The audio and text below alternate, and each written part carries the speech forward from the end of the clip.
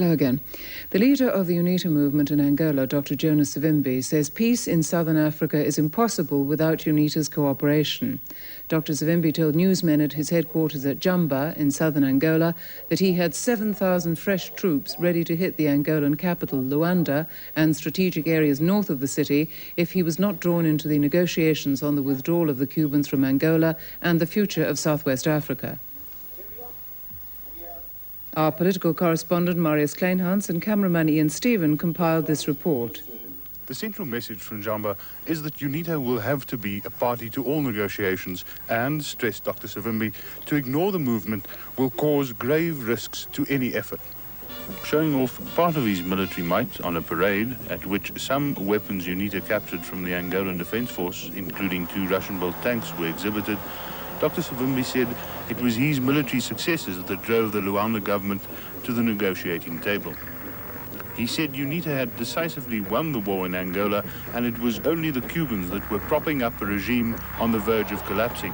The UNITA leader claimed that from July this year, nearly 4,000 members of the Angolan Defence Force, about 500 Cubans and 19 Russians were killed by his forces, while UNITA lost just over 200 men. In 33 days, 18 Angolan Air Force planes were destroyed.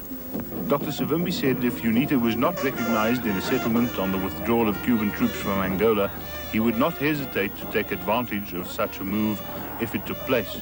For a long time, the Western countries have underestimated the possibility of our resistance. Sometimes they have summarized our effort in what South Africa could or could not do for us, instead of considering the possibility of the people of our own country. Foreign Minister Pik Botha has said that South Africa's military disengagement from southern Angola could be completed within days of a joint commission meeting next week in Onjiva. Addressing newsmen after his talks with his West German counterpart, Dietrich Genscher, Mr. Botha said, however, that the pullout could be held up by SWAPO activity in the area, and a final decision could only be taken by the military. Mr. Botha announced yesterday that South Africa had proposed a meeting with the Angolans before the 15th of this month. In their talks today, Mr. Botha told Mr. Genscher about the American efforts towards a withdrawal of Cuban and South African troops from Angola, while Mr. Genscher underlined the necessity for European aid to the starving people of drought-stricken Africa.